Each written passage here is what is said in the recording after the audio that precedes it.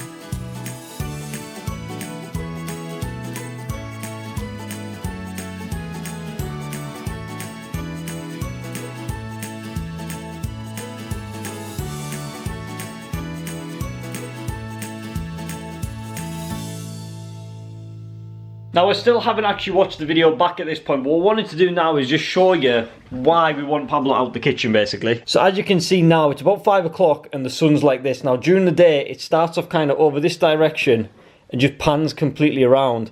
Now it's not particularly hot at the moment, but as you can see, it's right on his beds.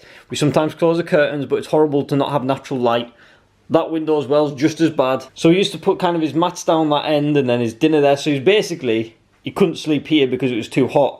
So he's only basically that area there that he's sleeping in. And it does get very stuffy in the kitchen, whereas the living room is a hell of a lot cooler because there is no light in there during the day. As you can tell, that room compared to this room is so much darker, it's so much cooler, so we want him to be able to be in here. That was what he'd done to the fridge, and that's what he'd done to the shelf. I did try and paint that in, but he'd done it again, so yeah. Like I said, I haven't actually watched it back yet, but when I came in there was literally one cushion on the floor there, and then that was slightly moved over a little bit. There is no damage, there is no scratches on any walls, so he must have been absolutely fine. But watch the clip back, see if there's anything interesting, see if he actually comes in here at all, or he just kind of ruffled about and then went back and slept in there. But so I'll catch you when I've watched it. So after watching it and editing it, I realised that Pablo basically for the first half an hour kind of went and explored, tugged on the rug, through the thingy, almost destructive for the first like half an hour after you've left, and then he just settles right down. So obviously I was speeding that up and slowing it down at different intervals, so he's in there for about half the day, I would say. The only thing really is the fact that he sits on the couch and just looks out the window, because obviously he's looking for us to return. When he was in the kitchen he just fell asleep all day, but obviously when he's in the living room he was a bit more aware that we might be coming in, so he's a bit more awake. But I don't know what he was doing when he came back in here, probably just sleeping, but it seemed like he was a bit more on edge, been left in the living room. But we'll give him a few more days, see what happens. But yeah, I hope you guys enjoyed this video, so do all the usual stuff and peace out.